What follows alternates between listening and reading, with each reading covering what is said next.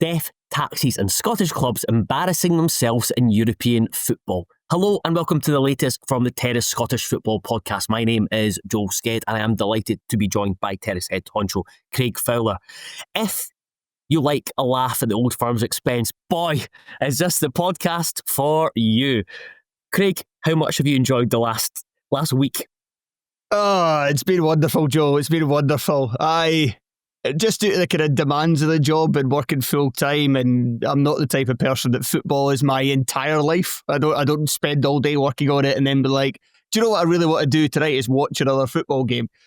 I often kind of miss, especially kind of qualifying stuff at the start of the season when there's so much to kind of learn about new players coming into the league, how new managers are shaping up their teams, etc., etc. I often kind of miss a lot of qualifiers just because I'm like, right, that's the job done. I'm going to the gym or I'm going to the movies or I'm going to the friends or whatever. But this week, and this season in particular, I've kind of made more of an effort to watch more of these European matches. And so typically I would have missed Celtic going out of the Champions League. Typically I would have missed Rangers embarrassing themselves in a spectacular fashion. But no, I was here at home on the couch watching both things unravel. Celtic game just about put me to sleep several times. I actually went for a walk when it got to extra time because I was like, I am not watching another half an hour of this pitch. But I was like, oh, I'm fairly certain that either Celtic are going to win this or this is going to go to penalties. I'm not entirely fussed about seeing a half hour where nobody scores and a half hour where just only Celtic score. And I was fairly confident it was going to go to penalties anyway, just how the way the game had unfolded before then. So I came back, watched the penalties, had a good chuckle at that.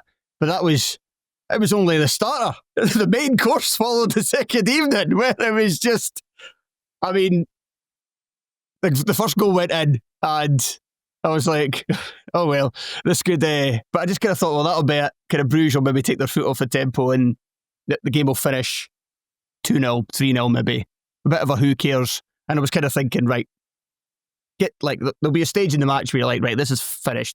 It's not going to be any more fun. You don't have to keep watching anymore. And then when Max Aarons got sent off, I let out a huge cackle. And then when the goals just started raining in before half time, it's like my girlfriend has no interest in football whatsoever. I actually came through for the room. She was like, I need to see this. Helps that she comes from a family of Celtic fans. And we just kind of watched the last 2 minutes of the first half and then the start of the second, kind of laughing, but also kind of mouth agape at just how unbelievably bad Rangers were in this game. And I was, at the end, a bit disappointed that Bruges took their foot off the gas as much as they did. Yeah, I know. Always go for 10. At the very least, I wanted the old Vidi printer spelling out the Seven. Yeah. But unfortunately, one goal short in that. But yes, and you'll know this, Old Firm in Europe, it's kind of a win-win situation a lot of the time.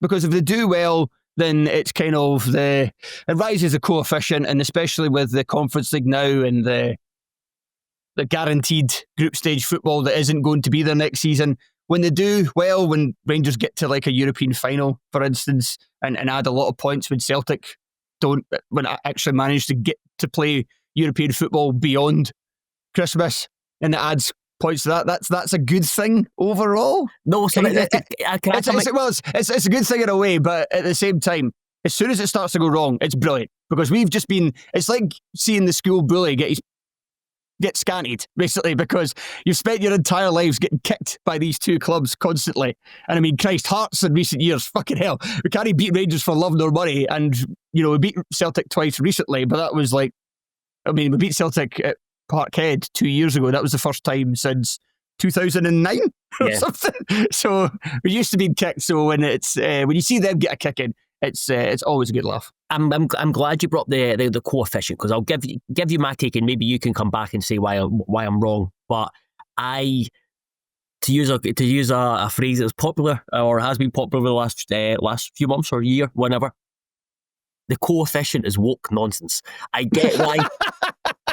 I get why people pay attention to it. I know why it is important, and the level of attention it does get when obviously the Scotland's coefficient account, and that's been really popular and really informative and allow people to get better grips of the coefficient and what it means and why. I think that account is actually kind of fostered a bit more goodwill among Scottish football fans for other teams doing better in Europe. Yeah, absolutely. I do. I think people have paid a lot more attention to it, but it is. But how much attention it is paid, it kind of feeds into the boring aspect of modern football that we get now. And I enjoy when he's talked about it's like a win-win situation with the Old Firm getting far in Europe. I don't want them. I want them to get humiliated. I enjoy teams embarrassing themselves in Europe, and it's even more so when it's Old Firm. And I expect on the flip side, when Hearts pathetic about against Petrol Club and Barcacara going back to 2015, I fully expect and understand that fans will laugh and poke fun and slag Hearts. That's what kind of you want. That's what it's all about. That's what it's all about. Tribalism, and that's fine. I'd rather the short-term enjoyment instead of worrying about, oh no, in 2027, 28, we might need to go through 3 qualifying rounds. I'll like playing. I don't want other Scottish teams doing well in Europe, because why? I'm a petty man and I get jealous. I want Hearts to do well in Europe, but Hearts never do well in Europe because that's the club's MO when it comes to European football. So I will get. I suppose what I would say you're wrong is in the sense that Hearts is one of the teams that it certainly benefits.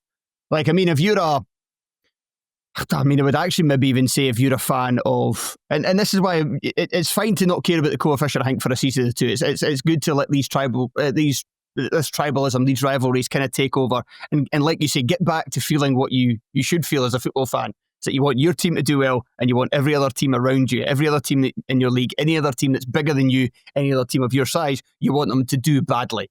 And it's good to kind of be reminded of that. But the only thing I would say is maybe we're wrong is that Hearts is one of the teams that it does help.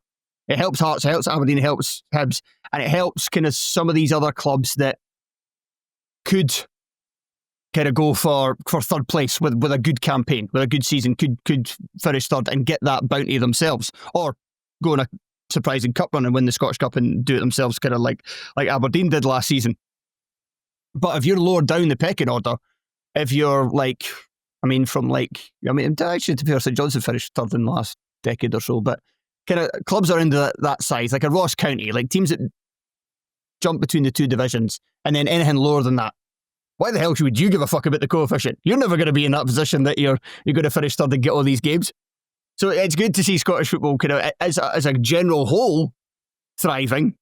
But we've had these years now. We've had the group stages for 4 years. It's a way we'll get it back. We'll get it back in the future, and it's maybe not a bad thing as well, because it's only been 2 teams that have had it so far, and Hibs might get it tonight, but it only seems to be that it's been 3 teams who have really been in proper contention for third place since it's come in. Like Hearts, the first year finished third by a canter. Aberdeen then pipped Hearts the next year, pipped Hearts and Hibs, and then the year after that, Hearts done it by a canter, and then last year Hibs done it fairly comfortably with Aberdeen then taking it off them. But it's kind of that, along with the Gordons, along with Dave Cormack, along with kind of James Anderson pumping money into Hearts, and now Tony Bloom doing similar, is that it is kind of creating a bit of a tier between Celtic and Rangers, Hearts, Hibs and Aberdeen, and then the kind of rest, where it's kind of difficult. And you don't want, as a Hearts fan, I want that. As a Scottish football fan, I don't want that. I don't want there to be less competitiveness in the league. And I do think the group stages, the guaranteed group stages, has helped kind of feed into that. And I do wonder, when is the next time we're going to see, maybe United, because they're a bit bigger, they've kind of got almost a wee tier of their own. But when's the next time we're going to see Kilmarnock or Motherwell or a team like that finishing third? It kind of feels like it's going to be far away. And for the coefficient to suffer a little bit, that's going to help those teams get better. And the other big reason is, and especially why we're taking pleasure in the Old Firm struggling. And oh, by the way, if you're somebody watching this on YouTube and you're offended by the continual use of the word Old Firm, grow the fuck up. If with them two, it's a difference between 30 million or something in prize money. And I mean, the gap's not going to get any smaller anytime soon, but you can't just continually pile money on top of money on top of money with them two, because it will get to the point where it's ridiculous. When it's just a case of right, they should not lose a single game this season. They should not even drop points in a single game this season, except to each other. Everything you have just said is on the basis that these teams are going to be competent with the money that they do spend. Hearts, Hibs and Aberdeen have when he said, "Oh, can't see anyone finishing third." It's like, I could easily see someone finishing third aside from these clubs because it's in the DNA to mess up. So I've been thinking a lot about this over the last couple of years because, yes, I think these clubs have not spent their money wisely and they have massively underachieved even over these 4 years, even in terms of, each of them. Hearts missed out the top 6 last season but finished top 4 3 years in a row. Hibs have finished third twice in recent seasons when they hadn't. They'd only done it like once in the previous, 15, 20 years, something like that. Is that when Hearts, Hibs or Aberdeen miss, they don't miss as spectacularly as they used to. I think an example for this is guys like Hearts spent like big money and like decent wages on like Toby Sibbick and guys like George Grant and the German guy who everybody just called Keo because nobody could pronounce his name. Like these are not good players and these are wastes of money. But at the same time, none of them were completely useless. And I think like a George Grant, for example, George Grant went through periods where he really didn't do much in a Hearts jersey, but he was still a competent footballer. He still could come up with moments and he was still a better player than the majority of players in the league. And I think that's what the extra money has bought Hearts, Hibs and Aberdeen. That they're continually to use, you're wearing your baseball cap, but to use a baseball term, they're still whiffing on a lot of these signings. But it's not like it used to be when it's been a long time since Hearts signed a player where I've thought, Christ, you actually belong in like a worst 11 of Hearts players. It's usually underwhelming or mediocre. It's not downright terrible. And I think that extra money has kind of helped create a bit of a safety net with regards to the transfer window. But you're right, they are still wasting a lot of money. But I think it is now just more difficult for other teams to compete, and they really have to nail a managerial hire, nail a transfer window, and hope that all three pretty much have down seasons. Yeah, that's fair. No, that's fair. And going back to touch on the coefficient, don't get me wrong. I will reap the rewards of the coefficient well when Hearts getting into group stages of football. I'll take them, but when they're not there, I'm actually tuning in. It's like, oh, come on, let's embarrass yourselves, Hibernian. Let's embarrass yourselves, Aberdeen. And then when they don't, storm off and off. Do you want to discuss anything else before we move on to talking about Rangers and Celtic individually? Yes, I wanted to talk about the version on the commentary last night. So it was the TNT with Rory Hamilton and Ali McCoist, and after it went 6-0, and as commentators kind of have to do in situations like that, you're not just running through the play-by-play because the tie is over, the game is over. Once it was clear that Bruges weren't going to continue kind of tallying up the scoreline, they started kind of looking at big picture stuff. And it very kind of quickly seemed like it was getting into this reflects badly on all of Scottish football type thing.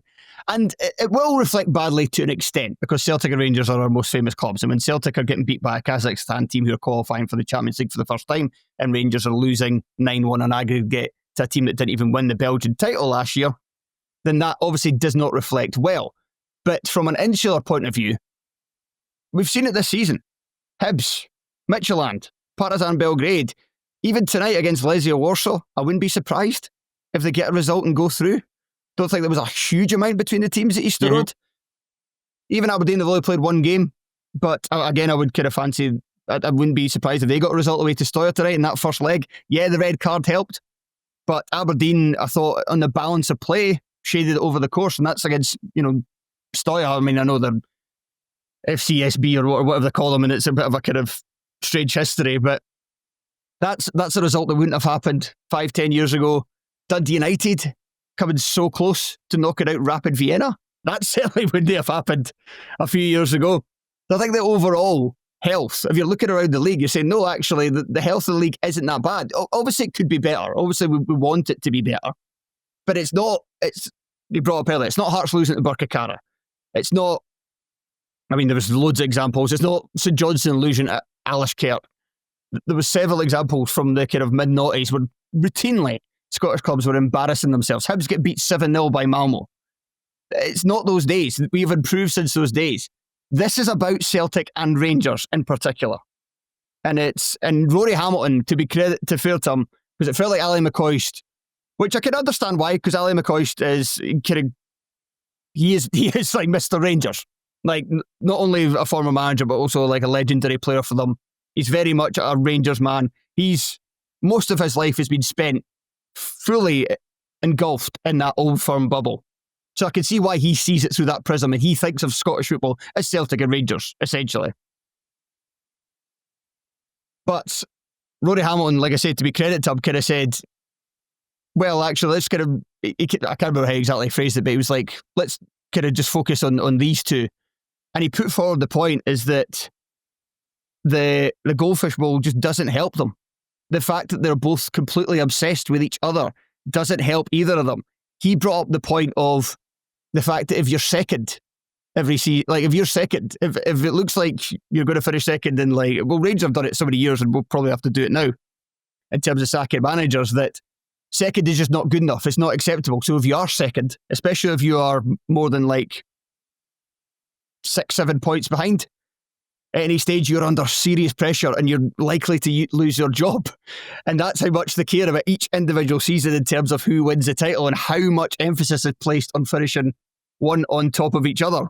And I thought as well, it goes even further than that when you think of so many instances where, and he was talking about Bruges and how they've brought in so much money in terms of player sales and reinvesting it.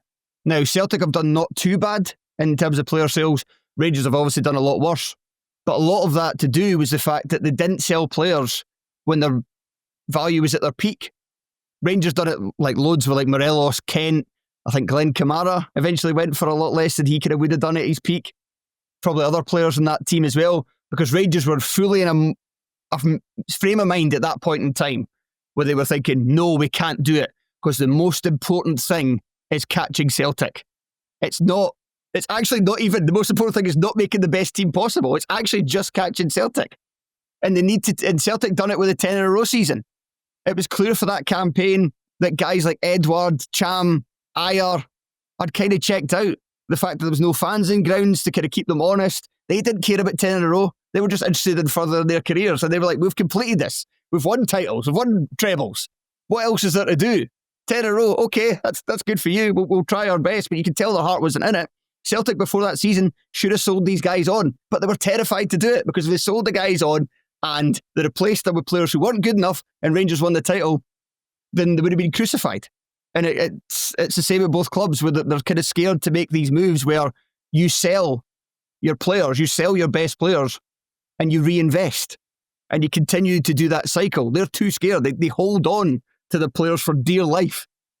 And it's often only when it's guys like Igaman has been recently, where he's forcing through a move that it takes something like that to often get it done. And it's never going to change. That's the thing. It's never going to change. How can you change it? What are you going to do? The only reason you can change it is literally start at the very bottom, go into schools and tell the kids you need to stop caring about this as much as you actually do. Because you're never going to be able to just change the entire way that a footballing country thinks about it. And it's been amplified even more in the last 10, 15 years by social media. Because it was always there in terms of the radio every night. It was always there in terms of the papers. But that was a radio phone-in would last a couple of hours. The newspaper, you'd be done within half an hour. Now people spend all day on Twitter and Facebook and other apps. And you see it every day with Celtic and Rangers fans. They're incessant. And I mean, I think Hearts and Hibs fans are bad for this as well. And sometimes they're just like, can you just fucking shut up and concentrate on something else? But it feeds in to this perpetual cycle of caring so much about each other that they just limit themselves on the continent. And it means, on one hand, I'd like them both to grow up. But like I say, Hearts and Hibs struggle to do that themselves. So that's maybe a bit ironic of me to say.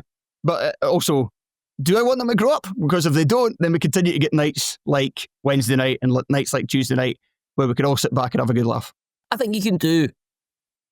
I think there's a balance. You can strike a balance between having both. But I think that's.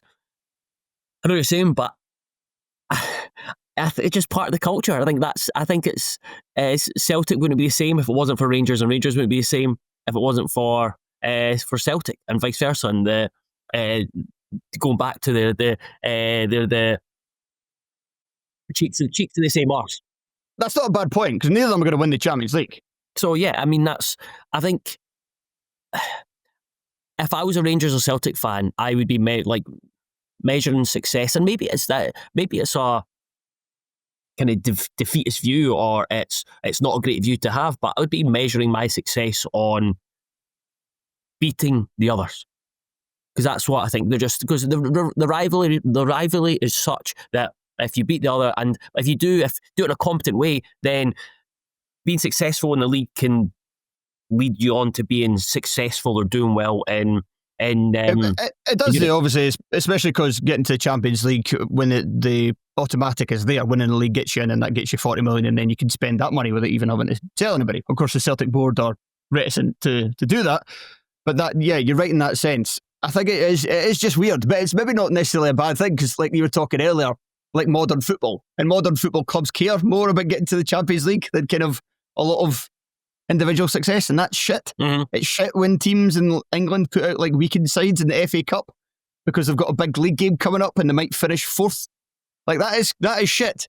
But it is just funny that like so much of modern football in the big leagues are thinking in that way, and Celtic and Rangers are mainly thinking, no, we must win the title. That is the most important thing, is winning the title. And you're right, maybe that's not a bad thing.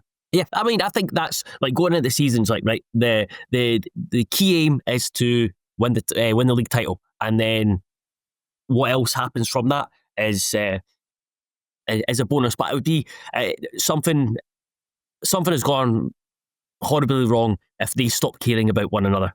I'm not sure I'd feel comfortable. I never said they should stop caring. Yeah, they should maybe just stop each other. Maybe they should just stop caring quite as much. They should do the thing, you know, the photo with the guy for the Bloods and the guy for the Crips, and they've got the bandanas tied together. Maybe just a wee photo up like that. Yeah, dial it down just the tiniest little bit, and you'll see that you'll improve better on the continent. If that's what you want to do, if you want to just hoard players and win league titles, and bash on. Celtic are certainly doing a good job of it.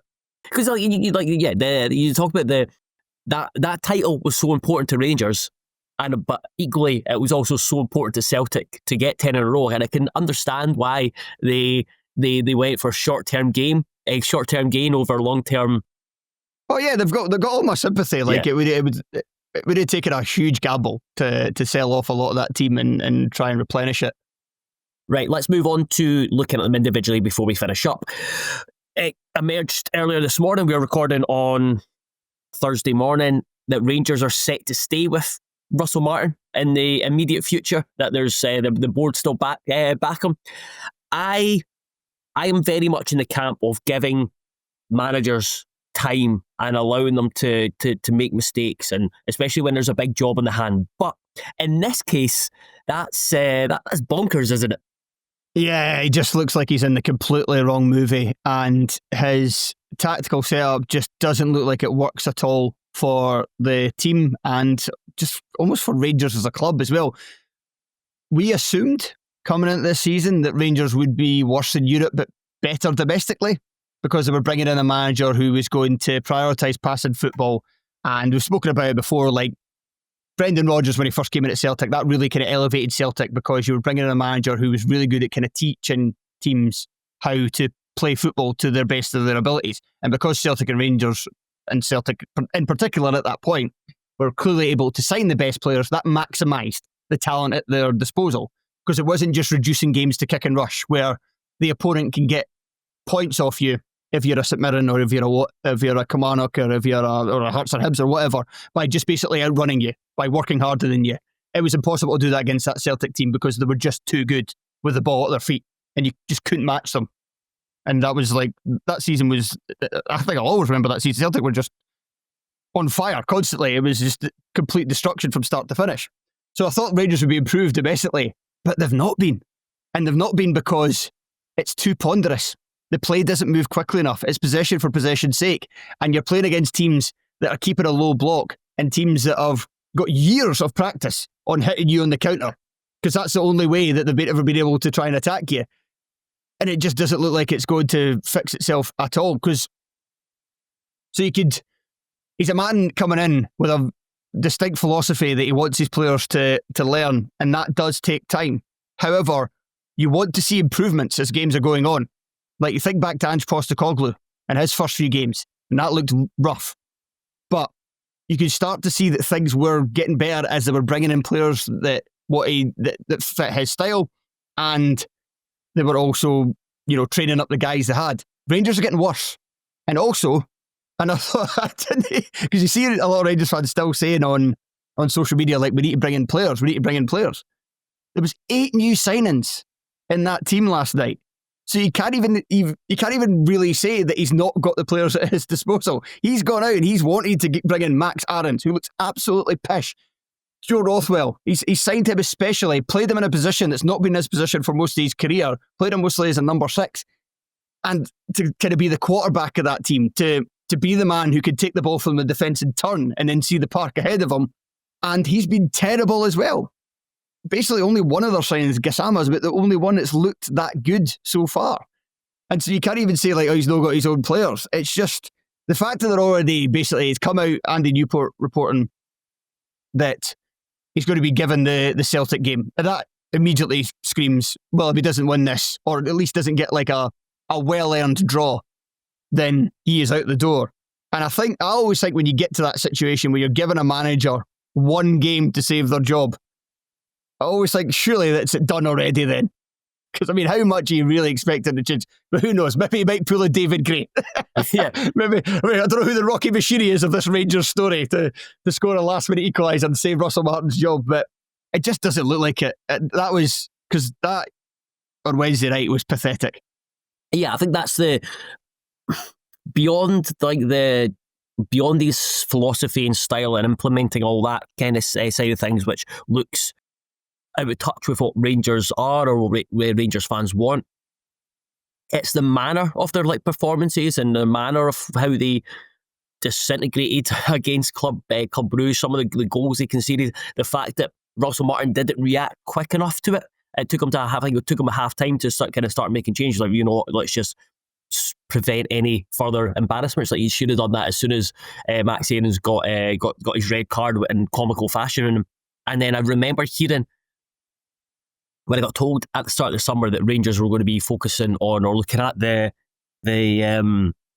English market mainly, and kind of like championship players, are like massive red flags. I was like, that's set up to be an absolute disaster if they go down that route. And it does. It's everything that's kind of like the fears that Rangers fans had with the direction the club are going with this managerial appointment. I don't think they expected their fears to be realised quite so scarily and quite so soon. But that's what happens, and it just feels like whatever happens Sunday, international break is a perfect time to part ways and say, you know what, we have got this really wrong. The issue is that it's going to take another manager coming in midway through the season with another manager's group of players, and you're just thinking it's got very Hibsy, Lee Johnson, like that kind of time where they're replacing managers during the season, and then you're like, right, we need to give him time, but you don't get time at Rangers, and then people can easily say, oh, well, we need to give him patience, give him time, get to the summer. But by the time they get to the summer and have a full transfer window, people have already started to make up their mind on the manager, and he's already playing from a kind of, or at a disadvantage in terms of time and the pressure that comes with it. So they're in a very, very difficult cycle at the moment. Yeah. Do you know what the very funny thing is about that? Is that they pretty much held off on sacking Clement because they didn't want to because they were stuck in that cycle already. Like, Van Bronckhorst went in like October, November time. Beale went in October, I think. And then you're looking at Clement. He was under huge pressure around that time of year.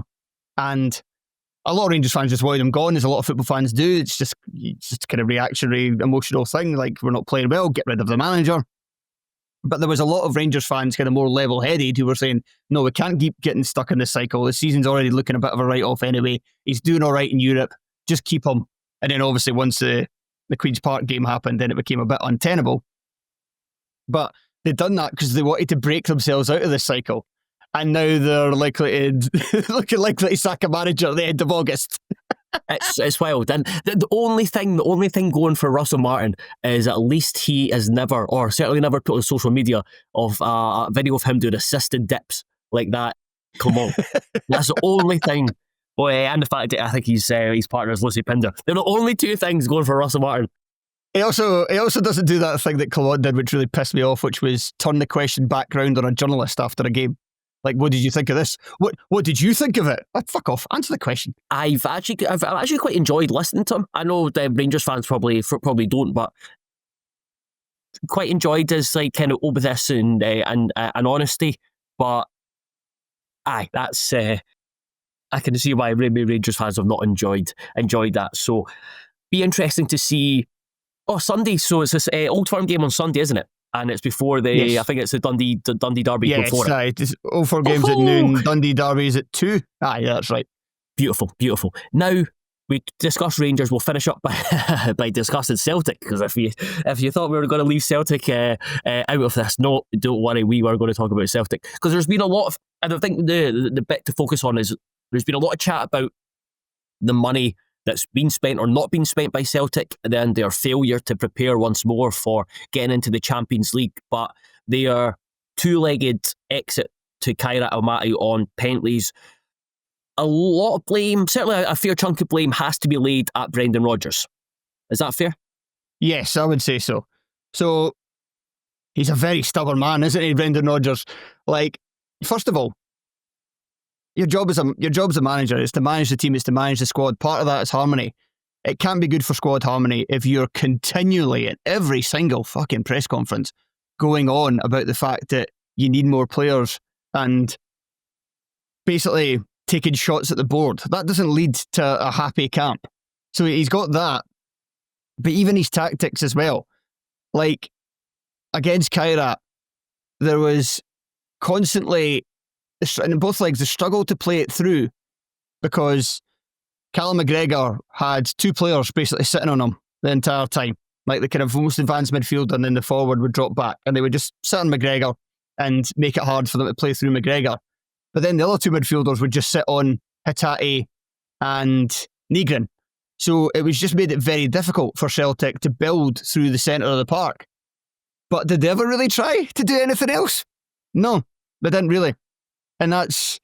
But Brendan Rodgers, obviously a very good manager. That doesn't really even need to be stated. But we know that he's very steadfast in his ways of doing things. And as I said, he's a stubborn man. He refused to change it, refused to stop taking shots at his own board every single time he gets the opportunity. And he's right that the board should have been spending more money, but also the Celtic squad that they had out on that park, yeah, I mean, not ideal, you're starting Yang. Not ideal, you're starting James Forrest in a Champions League playoff in 2025, when he is still got his uses as a squad player, but very much not that player that he used to be. But overall, that team was still easily good enough to win both legs, and they didn't do it. And he didn't really do much other than try to force through plan A.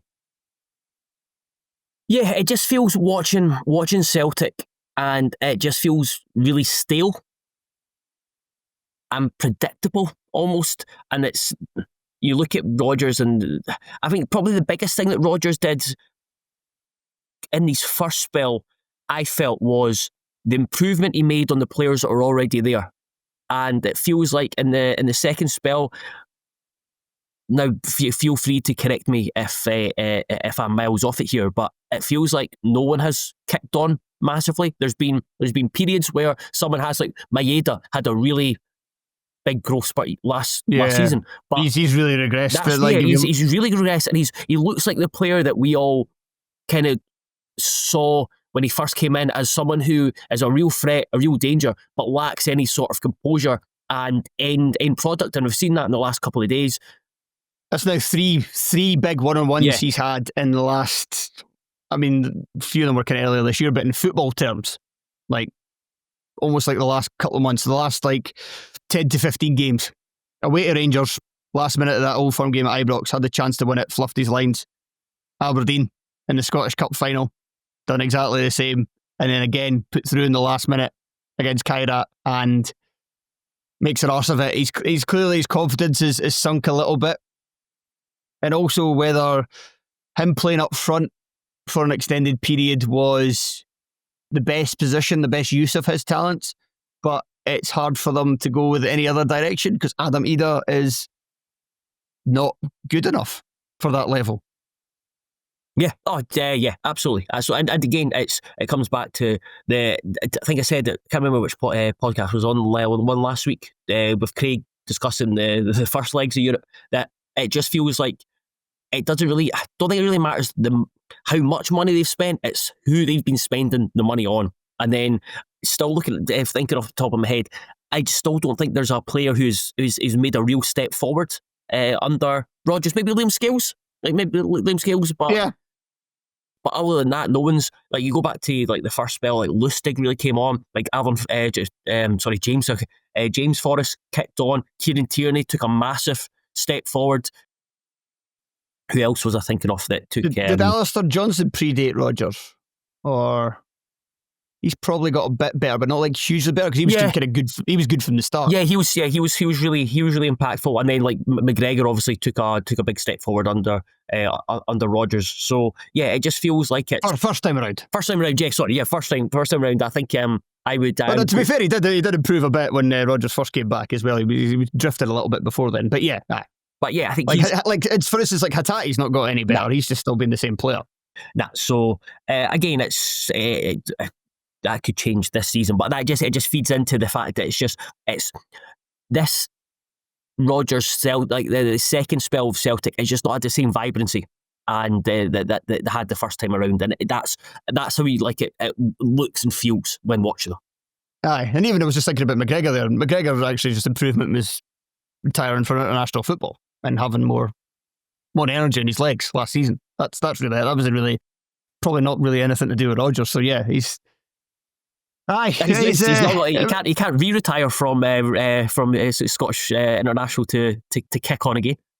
Until the last week, the last few days, I actually thought that Rodgers might go before Martin. I just thought that Rangers would eventually start to improve and he would hold on long enough that he'd be here until Christmas at least.